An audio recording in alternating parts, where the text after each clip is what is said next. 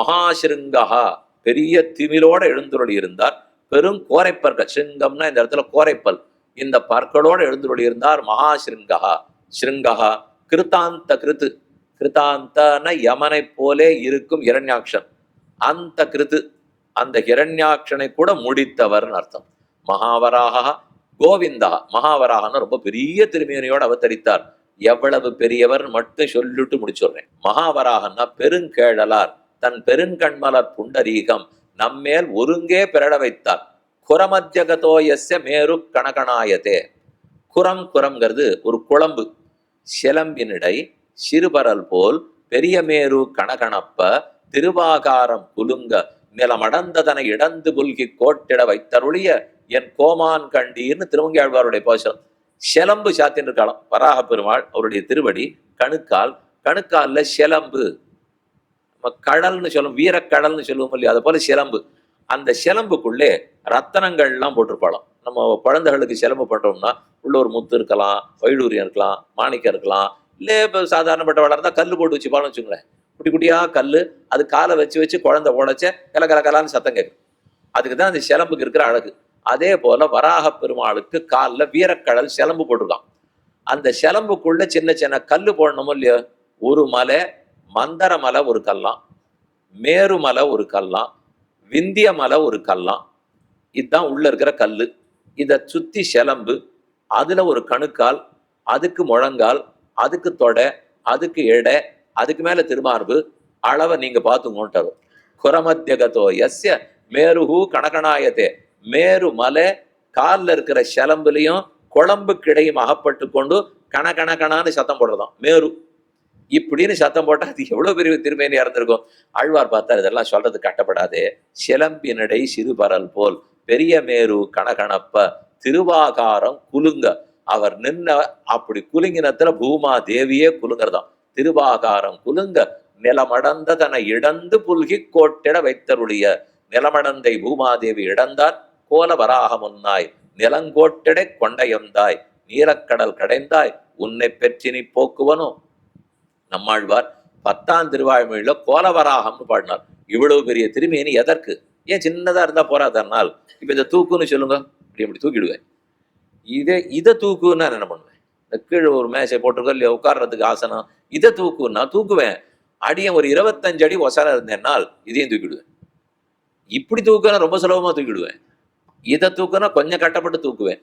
நான் எவ்வளவு பெரிய பொருளை அலுங்காம தூக்கணும்னால் அந்த அளவுக்கு நான் வளர்ந்துட்டா தூக்கிடலாம் இல்லையா. நான் எவ்வளவு பெரியவனா இருக்கேனோ அந்த அளவு பாரமானத்தை கூட சுலபமா தூக்கிடுவேன். நம்ம எல்லாரையும் இவர் தூக்கி ஆகணும், நாம அலுங்கிடக்கூடாதுன்னு பெருமாளுக்கு எண்ணமா. அதனாலதான் அவ்வளோ பெரிய உருவத்தை எடுத்துட்டாருனா. தான் எங்கேயானு கொஞ்சமா இருந்து இவா எங்கேயானு இப்படி இப்படி அலந்து போயிட்டாள்னா நம்ம குழந்தைகளுக்கு அந்த கட்டமே வளரக்கூடாதுன்னு வளர்ந்துட்டார். இன்னொன்னு, இது விருந்தோம்பல். ஒருத்தர் நம்ம வீட்டுக்கு கூப்பிட்டுருக்கோம், 4 பேர் வரேன்னு சொல்லியிருக்கா, எவ்வளவு தளிகை பண்ணி வைக்கலாம்? 4 பேருக்கு 4 அழகு. இப்பெல்லாம் நல்லா தான் சாப்பிடுவா சாமி. அந்த நாள்லாம் ஒருத்தருக்கு 1.5 அழகு பண்ணுவோம். இப்போ 3/4 அழகு ஒரு நாளே 3 பேர் சாப்பிட்றா, அவ்வளவுதான் அருமையா சாப்பிட்றா. அதனால குறைச்சலா பண்ணுவோம்.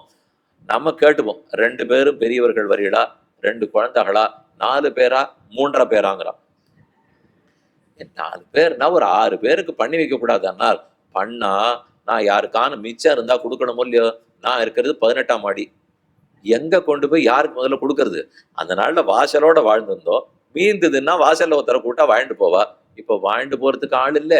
நான் 18ஆம் மாடியில இருந்து இறங்கி குப்பை கொட்டினோம்னா அலங்காரம் பண்ணி வர வேண்டியிருக்கு. அதனால அதுக்கும் ஆள் இல்லை. இதெல்லாம் நம்மளால பண்ண முடியாது.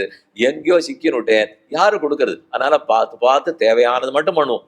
அதெல்லாம் விருந்தோம்பல்ல வழியே இல்லை. சப்பன் போகுன்னு சொல்லுவா. நீங்க வடக்கெல்லாம் போறோம்னு வச்சுக்கோங்க, துவாரகை பூரி எல்லாம் போனா 56 வகை பக்ஷணம் பெருமாள் நித்தியம் அப்படி செய்வார். 2000 படி, 1 இல்லை 2 இல்லை. அது ஒரு ஆசை. ஒருத்தர் வந்தாருன்னா ஒரு 10 வித காய்கறி பண்ணி 2 கூட்டு, 2 கறிமீது, 2 வித வடை, வடை 2 வித வடை, தயிர் வடை, வெதுவடை, ஆம வடை, என்ன உண்டோ மத்யம் கூர்மம் வராகம் எது வேணா பண்ணுது. அது அத்தனை எல்லாத்தையும் பண்ணி அந்த மேசை முழுக்க கீழே எல்லாத்தையும் பரப்பி எல்லாரும் நல்லா உட்காருங்கன்னார். பார்க்கறதே மலைப்பா இருக்கும். நான் இதெல்லாம் சாப்பிடுவேன்னா ரொம்ப நாள் ஆச்சே சுவாமி, முடியவே இல்லையென்னால் சக்கரை பொங்கல், கல்கண்டு சக்கரை பொங்கல், அக்கார அடிசல் எல்லாமே பண்ணிட்டோம். இது ஒன்னா இருந்தா பரவாயில்ல. மார்கழி மாசம் வருதே, 3 சக்கரை பொங்கல் உண்டு. ஒண்ணுன்னு நினைச்சக்கூடாது. பொங்கல் பண்டிகை இன்னைக்கு பொங்கப்பானை ஏத்தி பண்ற சக்கரை பொங்கல். அதுக்கு முன்னாடி கூடார வெல்லும் சீர் கோவிந்தா அன்னைக்கு பண்றது வேற, நாயகனாய் என்ன பண்ண அன்னைக்கு பண்றது வேற. மூணு ஒண்ணுன்னு நினைச்சுக்க கூடாது. நாயகனாய் அன்னைக்கு சக்கர பொங்கல் வேற சக்கர பொங்கல். ஒண்ணு பால்ல தெளிய பண்ணணும், ஒண்ணு ஜலத்துல தெளிய பண்ணணும், இது ஒண்ணு சக்கரை போடணும், ஒண்ணு வெல்லம் போடணும், ஒண்ணு பாலாலேயே எதுவுமே போடாம தளிய போடணும். அதுதான் திருமாலிருஞ்சோலமலையில பண்ற அக்காரடிசில். அதை 100 தடா அக்காரடிசில் 100 தடாய் வெண்ணெய் வாய் நேர்ந்து பராய் வைத்தேன். ஆமி திடீர்னு 8:30 மணிக்கு பிரசாதம் கொடுக்க போறாளோ இல்லையோ, நீர் வேற இதை பத்தி எல்லாம் பேசியிருந்தீங்கன்னா எங்க நிலைமை என்ன ஆகும்னா, பாட்டுல இருக்கிறது சொல்றதே என்ன கட்டம். நை வாச்சோ தரித்திரதா. இது நம்ம வாய்க்கு கிடைக்கிறதோ இல்லையோ, செவிக்குணவில்லாத பொழுதுதானே சிறிது வயிற்றுக்கும் ஈயப்படும். அதை எதுக்கு சொல்ல வந்தேன், அந்த குரமத்தியகத்துவ மேரு கடகனாயத்தே. பெருமாளுக்கு ஒரு ஆசை, இத்தனை பூமியை நாம ரட்சிக்கணும், அந்த அளவுக்கு வளர்ந்தா போரும்னு அவர் நினைக்க மாட்டார். விருந்தோம்பலில் சிறந்தவன் 4 பேரை கூட்டா 40 பேருக்கு தெளிவு பண்ணி வைக்கிறான். அதை போல ஒரு பூமியை தூக்குறதுக்கு என்னமோ பிரபஞ்சத்தையே தூக்குறாப்பல இவர் வளர்ந்துட்டார். காரணம், பக்தர்களை ரட்சிப்பதில் இருக்கக்கூடிய பாரிப்பு. எல்லாரையும் ரட்சிச்சிட போறேன். மகாலட்சுமி பக்கத்துல இருக்கிற சொல்றா, நான் பல பேரையும் திருத்தி உம்ம கட்டாட்சத்துக்கு ஆளாக்க போகிறேன். உடனே அவர் தயாராயிட்டாராம். கண்ணை நான் அகலமா வரிச்சுக்கிறேன், என்ன ஒரு 10 லட்சம் பேர் கொண்டு வருவீரா, எல்லாரையும் இந்த கண்ணு மூலையில வச்சு நான் ரட்சிக்கிறேன் என்று சொன்னார். தாயாரு எல்லாரையும் சிக்ஷித்து நன்கு ரட்சித்து கொண்டு போய் பெருமாள்கிட்ட விட்டாச்சு. ஜகத்தையே ரட்சித்துட்டார். எல்லாரையும் கண்ணனுடைய மூலையில கொண்டு வச்சுட்டு அப்படியே காதலோட திரும்பி அவளை பாப்பறான். இத்தனை பேரை நீ கூண்டு வந்து உன் கண்ணோட மூளைக்கு தான் இருக்கு, போருமா? இன்னும் யாரையானு கூண்டு வர போறியா? அவளுக்கு அதை விட தன் கண்வரம் பேர்ல, கணவன் பேர்ல, புருஷன் பேர்ல பெருமை. நாம சிபாரிசு பண்ண இந்த ஏழை ஏதலனையும் ரட்சித்து தன் கண்ணால காட்டுறாரே, இது இவளுடைய பெருமை. இவள் சொல்லவே தான் அவர் ரட்சிக்கிறார், அவர் ரட்சிக்கவே தான் இவளால சொல்ல முடியாது. இப்படி போட்டியிட்டு கொண்டு செய்யும் போது நம்ம என்ன, நம்ம அளவுக்கு அவர் வளர்ந்திருப்பார்? நம்மளானா 4 பேருக்கு 2 பேருக்கும் தளிகைக்கு கணக்கு பார்த்துட்டு இருப்போம். அவர் செய்ய மாட்டார். அதனாலதான் மகாவராகா ஸ்புடபத்ம லோச்சனகா, பெருங்கேடலார் தன் பெருங்கண்பலர் புண்டரீகம் நம்மேல் ஒருங்கே பிறழ வைத்தார். வராக பெருமாள்னு சொல்லும் போது முதல்ல தெரிஞ்சுக்க வேண்டியது ஆதி வராக பெருமாள். எந்தெந்த வராகர்னு புரிஞ்சுக்கலாம். ஆதி வராகன் திருமலையில் எழுந்துள்ளிருக்கார். அவர் தான் அந்த க்ஷேத்திரத்துக்கு பெருமாள். ஹிரண்யாட்சனை கொண்டுட்டார். அதுக்கப்புறம் ஓய்விடத்துக்கிறதுக்கு பூமி தேடினார். இதெல்லாம் நடந்துட்டு இருக்கிறது கிருத்தயுகத்தில். முதல் 5 அவதாரங்களும் கிருத்தயுகம். மத்ஸ்ய, கூர்ம, வராக, நரசிம்ம, வாமன. இப்ப நம்ம 3 நாள் பார்க்க போறதுமே கிருத்தயுகம். இதுக்கப்புறம் திரேதாயுகத்துல பரசுராம, ராம, துவாபர யுகத்துல பலராம, கிருஷ்ணா, கலியுகத்தினுடைய கடைசி 3,70,000 வருஷம் தாண்டி மொத்தம் 4,32,000. அதுல இத்தனை வருஷங்கள் தாண்டினா தான் கல்கி பகவானே அவதரிப்பார். இது கடைசின்னு வச்சுங்க. இப்போ ஒண்ணும் இல்லை, சுவாமி அப்பவும் நான் பிறந்துட போறேன்னா அப்புறம் உபன்யாசம் எதுக்கு? அதெல்லாம் வேண்டாம். வராக பெருமாள் எதுக்கு இருக்காருன்னா, அப்பவாவது நான் பிறக்கிறத நிறுத்தணுங்கிறதுக்காகத்தான். அவரும் பிறந்துட்டே இருப்பார், நானும் பிறந்துட்டே இருப்பேன்னா. கண்ணன் அர்ஜுனிடத்துல சொன்னது, நானும் பிறந்து நீயும் பிறக்க வேணுமோன்னு கேட்டார். முக்கியமான வார்த்தை அது. அர்ஜுனா, நான் பிறக்கிறதே உன்னுடைய பிறவியை என்னும் சிறையை வெட்டி விட. நானும் பிறந்து நீயும் பிறந்திருந்தேன்னா நான் பிறந்ததுக்கு அப்புறம் அர்த்தமே இருக்காது. பகவான் அவதரிக்கிறார்னு சொன்னால் இனி இந்த ஜீவன் பக்தன் பிறக்க கூடாது என்பதற்காக ஆழ்வார் பாசுரத்துல சாதித்தார். பெருமாள் அவதரிச்சுட்டார். தந்தகாலில் விலங்கர வந்து தோன்றிய தோன்னல் பின் தமியேந்தன் சிந்த போயித்து திருவரளவனுடைய பெருமளவிருந்தேனை மந்தமாருதம் வனமல தட வந்து வலி செய்வதுழியாதே அந்திகாவலன் அமுதுருபசங்கதிர் அவசுடவதனோடும் வலி சுட. என்ன ஆச்சரியமான பாசுரம். 100 பாசுரம் பாடினார். அதுல ஒரு பாசுரத்துல சொல்றார், தான் பிறந்தான் உடனே தன் தந்தை காலில் இருக்கும் விலங்குகள் வெடித்து சிதறினவா அல்லவா. கண்ணன் அவதரித்தார். வசுதேவர் காலில் இருக்கிற சலங்கெல்லாம் போச்சே, அதை போல அவர் பிறந்தார்னு தெரிஞ்சுட்டான்னா உன் கால் கட்டுக்களும் அவிழும்னு அர்த்தம். அங்க சொன்னது யாரோ ஒரு வசுதேவருக்கு இரும்பு சங்கிலி அவிழ்ந்தது இல்லை. என் நாட்டில் இருக்கிற எத்தனையோ பேருக்கு அவர் பிறந்தான்னு சொன்னார். கர்ம சங்கிலிகள் அலர்கிறனவோ இல்லையோ, அது வெறும் இரும்பு சங்கிலி. இன்னைக்கு இல்லைன்னா நாளை போகும். இது கர்மம் சார்ந்த 2 வல்வினகளும் சரித்து மாய பத்தறுத்து தீர்ந்து தன்பால் மனம் வைக்க திருத்தி விடு திருத்துவான் என்ன ஆழ்வாருடைய பாசுரம். இந்த வினைகள் எல்லாம் சரிக்கணும். அதுக்காகத்தான் வராகனா திருவவதாரம் பண்ணினார். ஆதி வராக பெருமாள் எங்க ஓய்வெடுக்கலாம்னு பார்த்தா திருமலை இடம் நன்னா இருக்கு, அங்க வந்துட்டார். ஒத்துரும் ஈ காக்கா கிடையாது, எதுவுமே இல்லை. ஏகாந்தமா திருமலையோடு இருந்தார்.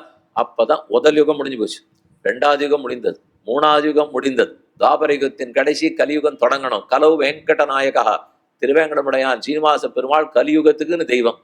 அவர் பெரிய நாடகம் எல்லாம் போட்டார். ஸ்ரீவைகுண்டத்துல இருக்க ஆசை இல்லை, மகாலட்சுமிய பிருகு உதைச்சார். அவ கரவீரபுரத்துக்கு நான் தபஸ் பண்றேன்னு போக, இவர் கீழே நான் இங்க இறங்கி வந்தார். புத்து வச்சுது. ஆகாசராஜா சுதர்மாவனுடைய மாடு கண்ணுக்குட்டி எல்லாம் வந்து அங்கேயே தான் பால் பொழிஞ்சது. எல்லாரும் உங்களுக்கு சீனிவாச கல்யாணம் தெரியும். அது மாடு பால் கொடுத்தது. கடைசியில ஒரு இடையன் போட்டு அடிக்கிறதுக்கு போனார். பெருமாளே வந்தார், தலையில வாழ்ந்தார், ரத்தம் துளித்தது. என்ன ஆச்சுன்னு தெரியல. பெயா பிறப்பா என்னார். அடுத்த பிறவி ராஜா பிறந்தா, அவனுக்கு தான் பத்மாவதி தாயார் பிறந்தால் கல்யாணமாக போறது. ரொம்ப சீக்கிரம் முடிஞ்சு போச்சு சீனிவாச கல்யாணம். அதான் கல்யாணம். அந்த கல்யாண சமயத்தில் எல்லாரும் பிரார்த்திக்கிறார், இதே திருக்கோலத்துல திருவேங்கடவனாக நீர் எழுந்துருளி இருக்க வேண்டும். அன்னிலேந்து கலியுக தெய்வமாய் ஸ்ரீவைகுண்ட விரக்தாய சுவாமி புஷ்கரணி தட்டே ரமயா ரமமானாய வெங்கடேசாய மங்களம் வெங்கடாத்ரி சமம்ஸ்தானம் பிரம்மாண்டே நாஸ்தி கிஞ்சன வெங்கடேச சமோதேவா ந பூதோ ந பவிஷ்யதி. அதுல பெருமாள் எழுதிருக்கார். தபஸ் பண்றதுக்கு இறங்கினாரோ இல்லையோ, கரவீரபுரத்துக்கு மகாலட்சுமி சென்றார். கொல்லாபுரம் இங்க இருக்கிற கோலாப்பூர், மகாராஷ்டிரா அந்த பக்கத்துல இருக்கிறது, அதான் கோலாப்பூர். பெரிய சன்னதி இருக்கு. லக்ஷ்மி தேவிக்கு ரொம்ப நன்னா சன்னதி. முடிஞ்சவர்கள் போய் அவசியம் சேவிச்சுக்குவாங்க. அது கோலாப்பூர்ல இருக்கிற சன்னதி தனியா லக்ஷ்மி. என்ன சண்டை போட்டு தானே போனார், அதனால தனியா அங்க போய் தபஸ் பண்ணி அதற்கப்புறம் வந்து சேர்ந்தது. அந்த சமயத்தில் வெங்கடேச பெருமாள் தபஸ் பண்றதுக்கு வரைச்ச இடம் வேணுமோ இல்லையோ, யாருகிட்ட கேட்கலான்னு பார்த்தா இது ஆதி வராக கஷேத்திரம். வராக பெருமாள் தான் இது சொந்த இடம். இவர் வந்து மெதுவா கை கூப்பிண்டு இங்க இருந்து நான் தபஸ் பண்ணலாமான்னார். ஏறி இறங்க பார்த்தார். இவர் நம்மளை இருக்க விட போறாரா தெரியல. சரி இடம் கேட்கிறார், கொடுத்துருவோம். ஆனா ஒரே ஒரு விதி மட்டும், யார் வந்தாலும் நீர் தான் பெரியவர் ஆயிட போறீர் தெரிஞ்சு போச்சு, இனிமே எத்தனை பேர் எனக்கு வரப்போறான்னு தெரியாது, இருந்தாலும் இப்படியே சொல்றேன், யாரான மலைக்கு மேல வந்தால் முதல்ல என்னை சேவிக்கணும், என்னை சேவிச்சு அனுகிரகம் வாழ்ந்துதான் உங்ககிட்ட வரணும். சரி உண்டாரு. அதனால சரித்திரம் தெரிஞ்சவா இப்பவும் வராக சுவாமியை சேவிக்காத பெருமாள்கிட்ட போகவே மாட்டான். கீழே திருச்சானூர்ல தயாரை சேவித்து கொண்டு கோவிந்தராஜ பெருமாளை கீழே சேவிச்சுட்டு மேல போய் வராக சுவாமியை சேவிச்சுன்னுட்டு அதுக்கப்புறம் பெருமாளை சேவிக்கிறது தான் மரபு. தெரியாதவர்களுக்கு தெரியாதுன்னு வச்சுக்கோ, இருந்தாலும் அவர் அனுகரிச்சுருக்காரோ இல்லையா. அந்த வராக பெருமாள் அன்னைக்கு பெருமாளுக்கு இடம் கொடுத்தார். இப்போ அங்க வழக்கம் வச்சிருக்கா, கார்த்தால சாத்துமறை ஆகணும் முதல்ல இங்க ஆகணும், பிரசாதம் ஆகணும் முதல்ல இங்க ஆகணும், விநியோகம் முதல்ல இங்க ஆகணும். இங்க ஆனாத்தான் அப்புறம்தான் வெங்கடேச பெருமாள் சன்னதியில் எல்லாமே. காரணம் க்ஷேத்திரம் அவருது. அதனால ஆதிவராக பெருமாள். இது ஒரு பாட்டு கீழே அனந்தாழ்வான்னு ஒருத்தரை பத்தி சரித்திரம் சொல்றேனே, பரம் சென்னுசேர் திருவேங்கட மாமலை ஒண்ணுமே தொழா நம்பினை ஓயுமே. இது நம்மாழ்வாருடைய பாசம். அப்படின்னா திருவேங்கடவன் அந்த ஊருக்கு வந்து சேர்ந்த பெருமாள்னு ஸ்பஷ்டமா பாடுறார். ஊர் பெருமாள் இல்ல, ஸ்தலாதிபதி வராக பெருமாள். இவர் வந்தவர். அனந்தாழ்வான் தினப்படி பூ தொடுத்து மாலையெல்லாம் கட்டி பெருமாளுக்கு சமைச்சுட்டு இருக்கார். ஒரு நாள் காலதாமதம் ஆகிவிட்டது. பெருமாளுக்கு கோபம். நீர் என்ன வரணும்னு சொன்னா சீங்க நாழி கழிச்சு கொண்டு வரீர், இப்ப வரணும் அப்ப வரணும், நான் கூப்பிடச்சே வரணும்னார். அப்படியெல்லாம் நீர் கூப்பிடச்சே வர முடியாது, பூமாலையெல்லாம் கட்டி முடிச்ச அப்புறம் தான் நீர் கூட்டா வருவேன்னார். நான் உன்னை நாடு கடத்திடுவேன், இந்த ஊர்ல இருக்க விட முடியாம அனுப்பிச்சிருவேன்னார். அந்த சுவாமி தைரியமா பதில் சொன்னார், நீரும் வந்து சேர்ந்த பெருமாள், நான் ஊருக்கு வந்து சேர்ந்தவன், நீரார் என்ன வெளியில் அனுப்புறதுக்கு? ரெண்டு சத்திரத்துல ரெண்டு உள்ளு, இங்க ஒருத்தன் தங்கியிருக்கான் அங்க ஒருத்தன் தங்கியிருக்கான். முதலாளி வேணும்னா தான் ரெண்டு பேரும் வெளில அனுப்ப முடியும். இந்த உள்ள இருக்கிற அந்த உள்ள இருக்கிற பார்த்து வெளியில போனா போவனா? அது போல நீரை வந்து சேர்ந்த பெருமாள், நானும் வந்து சேர்ந்த பெருமாள். அவர் திரும்பி அப்ப யார் ஊர் பெருமாள்னா ஆதி வராகன் தான். வராக பெருமாள் தான் ஊருக்கு இருக்கிற பெருமாள். அவர் பார்த்து தான் நீர் இருக்கீர், அவர் பார்த்து தான் நான் இருக்கேன். அது ஆச்சரியமான வராக கஷேத்திரம். மானவேல் ஒன்கண் மடவரல் மண்மகள் அழும் முன்னீர் பரப்பில் ஏனமாகி அன்று இனிர விடந்தவனே திருவள்ளர நின்னானே ஆதி திருவள்ளரைன்னு சொல்லுவோம். அப்படின்னா ஸ்ரீரங்கமே புது க்ஷேத்திரம், அதுக்கு முன்னாடி இருக்கிறது திருவள்ளரை க்ஷேத்திரம். புண்டரீகாட்ச பெருமாள் ஆதி திருவள்ளரை பெருமாள். பெரியாழ்வார் அந்த பெருமாளுக்கு தான் காப்பிடல்னு 10 பாசுரம் பாட்டியிருக்கார். பூச்சூடல், நீராட்டம், பூச்சூடல், காப்பிடல், இதெல்லாம் பெரியாழ்வார் திருமொழியில் நித்தியானுசந்தான பாசுரம். அது போல அழகனே காப்பிடவாராய் அழகனே காப்பிடவாராய்னு திருவள்ளர நின்னானே அழகனே காப்பிடவாராய்னு அந்த திருவள்ளர பெருமாளுக்கு தான் காப்பு. அவர் ஆதி திருவள்ளரேன்னு சொல்லுவார். ஏனெனில் சிபி சக்கரவர்த்தி, ராமனுக்கு ரொம்ப முன்னாடி இருந்தவர் சிபி சக்கரவர்த்தி. ராமனே சொல்றார், சிபி எப்படியெல்லாம் சரணாகத ரட்சணம் பண்ணியிருக்கார். விபீஷணனை வாண்டான்னு சொல்றிய சுக்ரீவா, நான் சிபி வழித்தோன்றல் இல்லையா, நான் அவர்களால் தான் நடந்துப்பேன் எல்லாம் கேட்டிருக்காரு.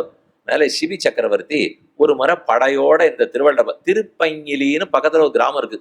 திருவள்ளரைக்கு பக்கத்துல ஒரு சிறந்த சிவக்ஷேத்திரம். அந்த இடத்த பத்தி தான் சரித்திரம் சொல்லுவார்கள். அந்த கிராமத்திலே அந்த படையோட சிபி சக்கரவர்த்தி தங்கியிருக்கார். ஒரு வெள்ளை பன்றி, ஸ்வேதவராகம்னு சொல்லுவா, அந்த வெள்ளை பன்றி போக்கு காட்டுறது. இவ்வாறு பின்னாடி பின்னாடி போய் பார்க்கிறார், ஆளெல்லாம் அமைச்சு பார்க்கிறார், அது ஒண்ணுத்துக்குமே சிக்கலை. கடைசியில ஏதோ ஒரு இடத்துக்குள்ள ஒரு மலை முகட்டிலேருந்து கீழே குதிச்சு உள்ள போடுறது. அரசன் எங்கேன்னு தேடிட்டு போறான். பக்கத்துல மார்க்கண்டேய ரிஷி உட்கார்ந்தார். இது என்னன்னு எனக்கு புரியலையே, இந்த வெள்ளப்பன்றி ரொம்ப போக்கு காட்டுறது என்னால். பக்கத்துல தீர்த்தத்தை எடுத்து திருமஞ்சனம் பண்ணி அந்த பன்றியிடத்துல பிரார்த்தித்த உடனே புண்டரீகாட்ச பெருமாளா அவர் தான் சேவை சாய்த்தார். அதனாலதான் அது ஆதி திருவள்ளரேன்னு சொல்லுவா. ஆதிவராக பெருமானுடைய க்ஷேத்திரம், ஆதி திருவள்ளரை க்ஷேத்திரம். ஏன் ஆதின்னு இருக்குன்னா அவர் தான் தொடக்கம். முதல்ல இந்த உலகத்தை படைத்து காத்து அழிக்கணும். அதுக்காக சிருஷ்டி தொடங்குகிறது. சிருஷ்டி தொடங்கின போதே படைக்கப்பட்டவர்களை எங்க வைக்கிறதுன்னு தெரியல.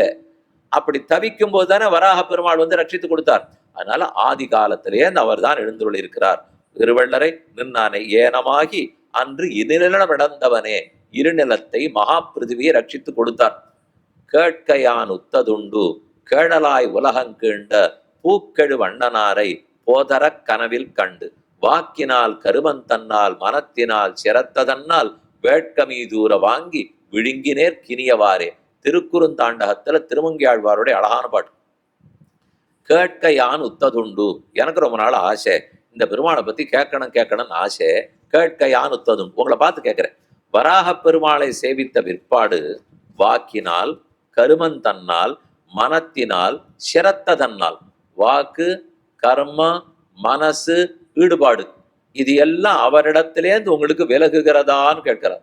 மனம் அவரிடத்துல தான் இருக்கும், பேச்சு அவரைத்தான் பேசும், கண் அவரைத்தான் காணும், கை அவரைத்தான் வணங்கும். அது எப்படி மற்றொரு இடத்துக்கு செய்யும்?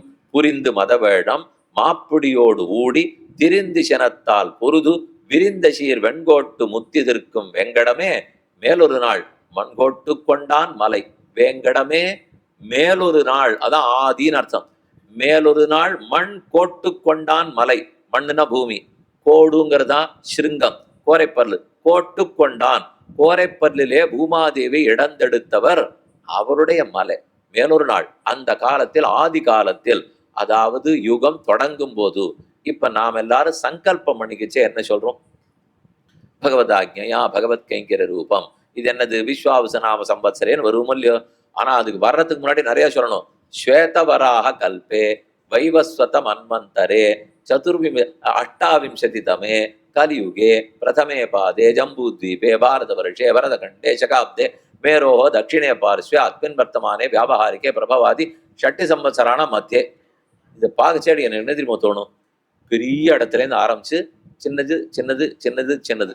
ஸ்வேதவராக கல்பே வைவஸ்வத மன்வந்தரே அஷ்டாவிம்சதி தமே கலியுகே பிரதமே பாதே ஜம்பு தீபே பாரத வருஷே பரதகண்டே சகாப்தே மேரோக தட்சிணே பார்ஸ்வே. இது எப்படி தெரியுமா? இன்னைக்கு கையில வச்சிருந்து ஒரு இடத்த கண்டுபிடிக்கணும்னா இப்படின்னா அது வெளியில எப்படி போறது, இப்படின்னா அது எப்படி வருது, இப்படின்னு பெரிய இடம் இந்த பக்கம் இங்க 4வது நாற்காலியில் உட்காந்துருக்கான்னு கூட காமிச்சிரும். அது அவ்வளவு கிட்ட இருக்கும். ஆனா ஒரு தள்ளுங்க மேல சென்னை அப்படின்னு காட்டும். இவ்வளோ பெருசா இருக்கேன்னால் அதான் ஸ்வேதவராக கல்பே வைவஸ்வத மன்வந்தரே கலியுகே பிரதமே பாதே ஜம்பூ தீபே. என்னமோ எல்லாத்தையும் இன்னைக்கு நம்ம புதுசா கண்டுபிடிச்சுதான் வச்சுட்டோம்னா, என்னையோ கண்டுபிடித்து பஞ்சாங்கத்துல ஒரு குக்கிராமத்துல உட்காந்து ஒரு சுவாமி எந்த நிமிஷத்துல சந்திர கிரகணம் பிடிக்க போறது, நடு எது, விடுறது எது, தொடங்குறது எதுங்கிறார். 10 லட்சம் 10 கோடி செலவழிச்சு எங்கேயோ இருக்கிற அறிவியல் விஞ்ஞானிகள்லாம் போன்றிருக்கா. ஒரு வினாடி இன்ன வரைக்கும் தப்பித்தா? ஒன்றும் தப்பல. எங்க தெரியுங்கிறாலும் அங்கதான் தெரியும், எங்க தெரியாதுங்கிறாலும் அங்க தெரியாது. சாமி நீர் பாத்தீரான்னா நான் வாசலுக்கே போனது இல்லைன்னு எங்கேயுமே அவர் போறது இல்லை. அவருக்கு வாக்கியம் இருக்கு, அவருக்கு திருக்கு இருக்கு. அவர் ரிஷி என்ன சொல்லி கொடுத்துருக்கிறாரோ அந்த வாக்கியம் புஸ்தகத்துல இருக்கு. அவ அப்பா சொல்லி கொடுத்தார், அவ தாத்தாவை சொல்லி கொடுத்தார், அவ கொடுத்தாத்தா சொல்லி கொடுத்தார். இதுதான் இந்த பாரத தேசம். இதுக்கு மேல என்னென்னமோ புதுசா செலவழிச்சிட்டோமோ கண்டுபிடிச்சிட்டோமோ ஒண்ணும் இல்லை. இதுக்கு முக்கியத்துவம் ஆத்மாவிடத்தில், தேகத்துக்கு இல்லை. ஆத்மா பக்தியோடு இருந்ததுன்னா பெருமாள் திருவடி சேர்த்துக்கு போறார். சொத்து அவருது, சுவாமி அவர், பொறுப்பு அவருது. என்னது இல்லை. பொறுப்பு இல்லைங்கிறதுக்காக பொறுப்பு இல்லாம தெரியற ஜாதி இல்லை இது. பொறுப்பு இல்லைன்னால் அடைய வேண்டிய, சேர்த்து கொள்ள வேண்டிய பொறுப்பு அவரது. அவருக்கு கைங்கரியம் பண்ணி கழிக்க வேண்டிய பொறுப்பு என்னது? எனக்கும் பொறுப்பு உண்டு. அடைய வேண்டிய பொறுப்பானது. சொத்து என்ன செய்யணும்? ஒரு மாலை இருக்குன்னால் இந்த மாலை என்னை கேள்வி கேட்காது எனக்கு ஆனந்தம் கொடுத்துட்டே இருக்கணும். ஆனா இந்த மாலையை காப்பாத்துற பொறுப்பு மாலையோடது இல்லை. மாலையை நான் தான் காப்பாத்தி ஆகணும். யாரோ ஒருத்தர் தொடுத்தாகணும் போடணும். அதன் வேலை மனம் கமழ்ந்து என்னை ஆனந்தப்படுத்துதல். அது ஒண்ணுதான் அதுக்கு தெரியும். அதை போல இந்த ஜீவாத்மாவை மனம் கமழ்ந்து அவனை ஆனந்தப்படுத்தி கொண்டு இருக்க தானே வராக பெருமான் தூக்க போறார், பிடிச்சுக்க போறார்.